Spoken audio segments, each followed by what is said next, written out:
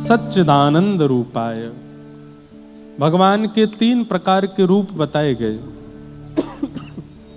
सत्य, चैतन्य और आनंद। 3 प्रकार के कर्म बताए गए, विश्वोत्पत्त्यादि हेतवे, और 3 गुण बताए, तापत्रय विनाशाय। ऐसे श्री कृष्णाय, हम सब ऐसे श्री कृष्ण को वयम नमः प्रणाम करते हैं। भगवान के 3 रूप, स्वरूप ठाकुर जी के अनेक हैं। जाकी रही भावना जैसी, प्रभु मूरत देखी तिन तैसी। जिसकी जैसी भावना है वैसे ठाकुर जी उसके स्वरूप में आते हैं। आपके महाराष्ट्र में पंढरपुर में पंडरीनाथ विट्ठल भगवान बन के विराजमान है। दक्षिण में आप चले जाओगे, गुरुवायूर में ठाकुर जी छोटे कन्हैया के रूप में विराजमान हैं। उडुपी कृष्ण, वहाँ के स्वरूप अलग हैं। पद्मनाभ में ठाकुर जी का अलग स्वरूप है। श्रीरंगम में ठाकुर जी का अलग स्वरूप है। श्रीनाथ जी में ठाकुर जी का अलग स्वरूप है। द्वारिका में अलग स्वरूप है। बद्रीनाथ में अलग स्वरूप है।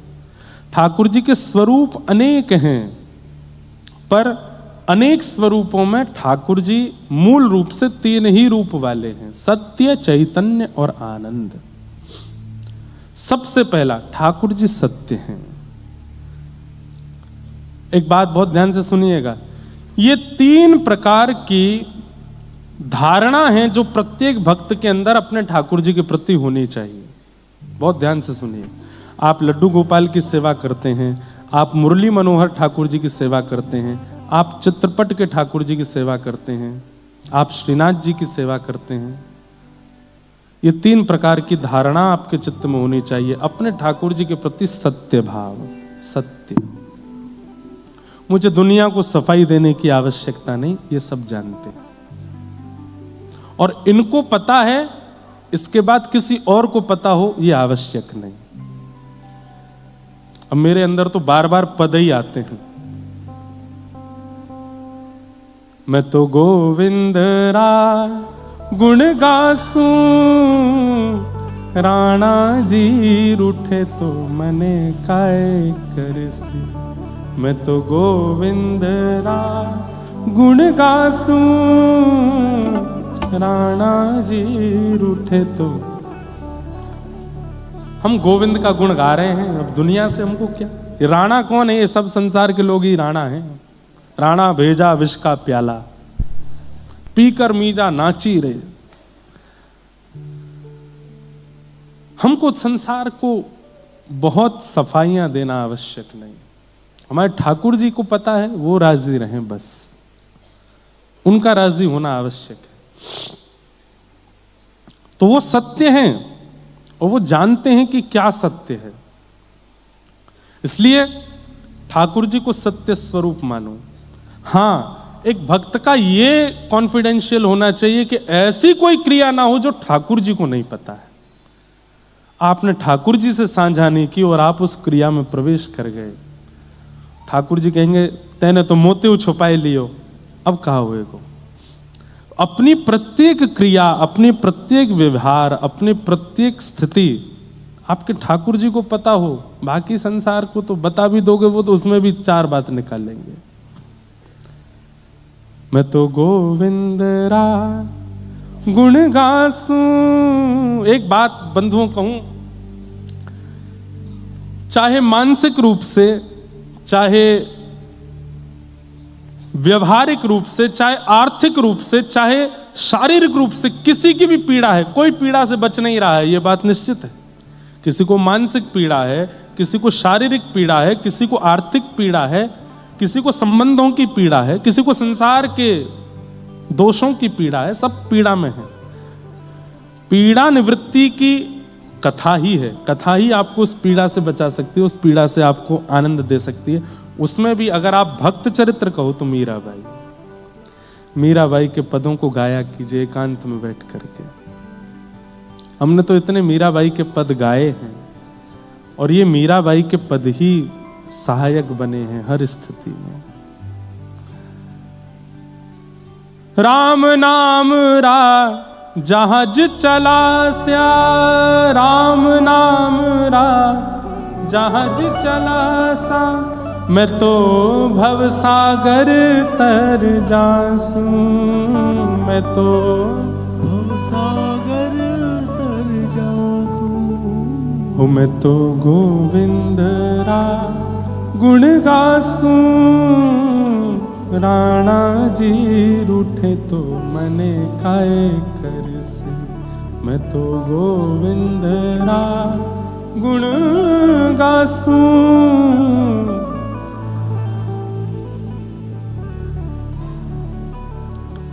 यह संसार बाढ़ का कांटा, यह संसार बाढ़ का कांटा, मैं या संगत नहीं जासू, मैं या संगत नहीं जासू।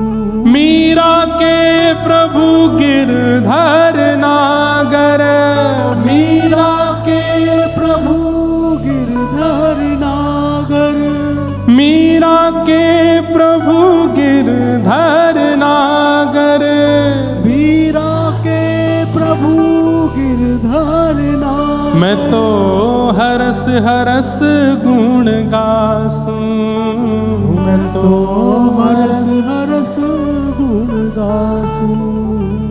मैं तो गोविंद रा गुण गासू, राणा जी रूठे तो मने काए कर से, मैं तो गोविंद रा गुण गासू, राणा जी रूठे। भैया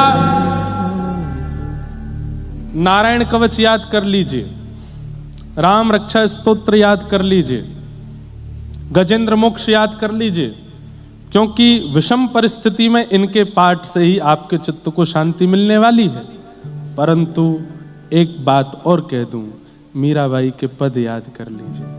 राम रक्षा स्तोत्र है या आदित्य हृदय स्तोत्र है या नारायण कवच है, ये तो आप आसन पर बैठ करके शुद्ध अवस्था में नेत्र बंद करके गाएंगे, पाठ करेंगे, परंतु चलते फिरते उठते बैठते मीराबाई के पद गाने हैं। गाड़ी चला रहे हो तब भी मीराबाई के पद गाओ, बैठे हो तब भी मीराबाई के पद गाओ, लेटे हो तब भी मीराबाई के पद गाओ, खा रहे हो तब भी बाईसा के पदों को गाओ।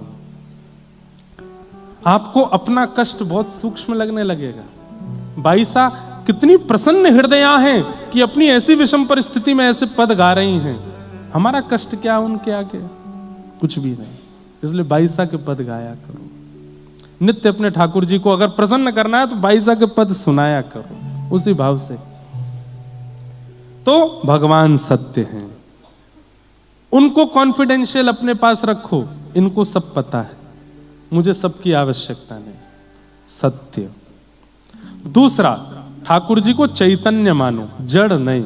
ठाकुर जी जड़ नहीं है, ठाकुर जी पाषाण नहीं है। ठाकुर जी के प्रति धातु बुद्धि मत रखो। ठाकुर जी चैतन्य है। चैतन्य मतलब मेरे आपके जैसे ही हैं। उनके प्रति चैतन्य बुद्धि रखनी पड़ेगी। उन्हें सब पता है, वो सब जानते हैं, उन्हें सब अनुभव होता है। ये विश्वास आपको अपने चित्त में रखना पड़ेगा। आपकी बंबई की बलिहारी, यहां तो सर्दी है ही नहीं, हमारे यहां पूछो, एयरपोर्ट पर फ्लाइट उतारने में भी पायलट को लग रही है रनवे है कहाँ, दिख ही नहीं रहा। इतना कोहरा, इतनी ठंड, इतनी सर्दी, और इस बार तो बहुत ही ज्यादा है। यहाँ तो हम आए सुबह तो एसी चल रहे थे कमरों में, अद्भुत है। परंतु परिस्थिति अनुसार अपने ठाकुर जी की सेवा करना उसी भाव से, जैसा मौसम है, जैसा अनुकूल है। सर्दियों में ठाकुर जी को ऊनी वस्त्र पहनाने हैं, ठाकुर जी के आगे सिगड़ी सिद्ध करनी है, ठाकुर जी को हिना का इत्र लगाना है, ठाकुर जी के कान ढके होने चाहिए, ज़्यादा चुभने वाले और बहुत पतले वस्त्र ठाकुर जी को धारण नहीं कराने हैं। इन सब का विचार तभी आप कर सकोगे जब ठाकुर जी के प्रति चैतन्य बुद्धि रखोगे। अगर उनके प्रति आपकी धातु बुद्धि है, उनके प्रति पाषाण बुद्धि है, तो आप ठाकुर जी को कुछ भी पहनाओगे, कुछ भी खिलाओगे। लेकिन उनके प्रति आपकी चेतन, जैसे सामान्य सी बात है, माँ अपने पुत्र के प्रति, उसको सिखाना नहीं पड़ता, वो अपने आप सीख जाती है। रो रहा है, माँ को पता चल जाता है इसके कान में दर्द हो रहा होगा, इसको भूख लग रही होगी, इसको प्यास लग रही होगी, इसको नींद आ रही होगी। कैसे पता चल जाता है माँ को? अभी तो जन्म दिया आपने, आपको कैसे पता? वो तो बोल भी नहीं रहा, तो आपको कैसे पता कि उसको क्या हो रहा है? क्योंकि आप मन, बुद्धि, आत्मा सबसे उसको अपना मान चुके हो और आपके चित्त में ये भावना है कि ये चैतन्य है। इसलिए उसकी प्रत्येक प्रतिक्रिया आपको संकेत कर देती है कि मेरी ये आवश्यकता है, इसको पूरी करो, और मां करती है और वो शांत भी हो जाता है।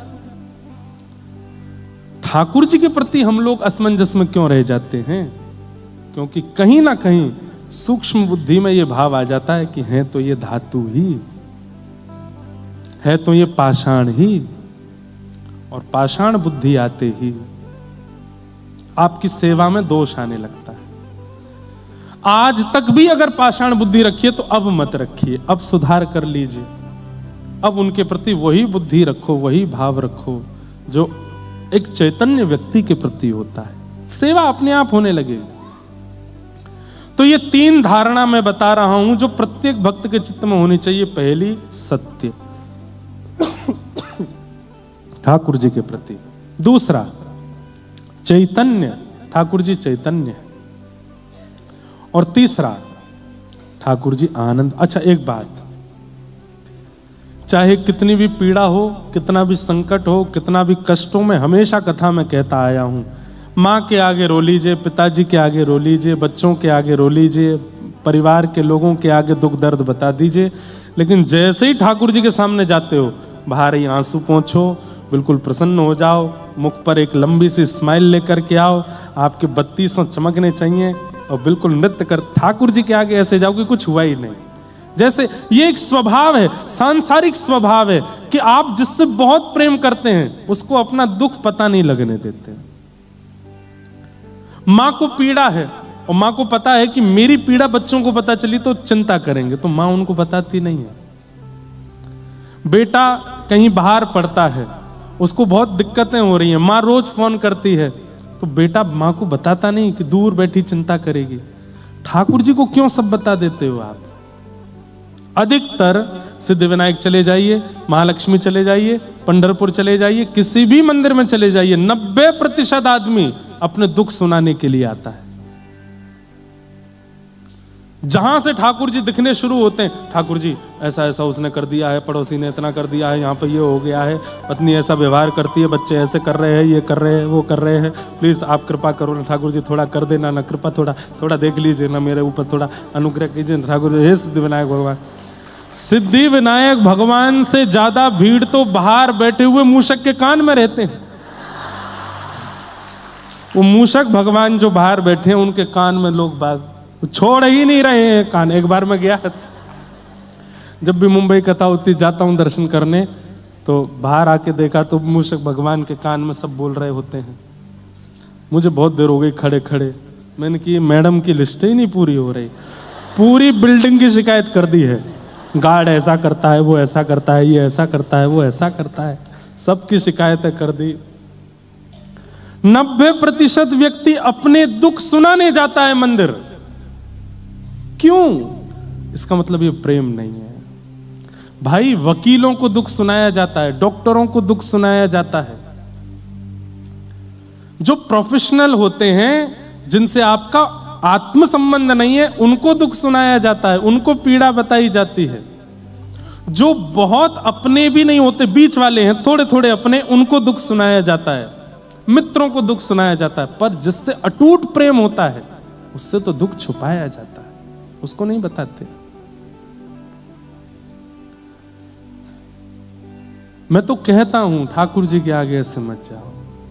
आज से ये बदल दीजिए नियम। सिद्धिविनायक जाइएगा, हर बार मूषक के कान छोड़े ही नहीं थे आपने, इस बार पकड़ना ही नहीं, और पकड़ो भी तो ये कहना आप और गणपति जी आनंद में रहो, बस यही चाहिए और कुछ नहीं।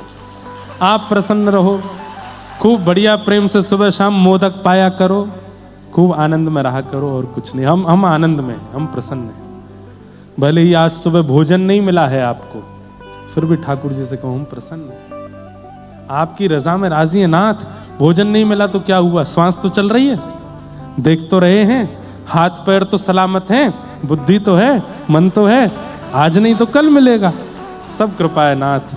बंधुओं, प्रेमी को कष्ट होने के बाद भी जब कष्ट नहीं बताया जाता तो प्रेमी उसको आभास हो जाता है, उसको पता तो चल जाता है कि है कष्ट में, लेकिन बता नहीं रहा है।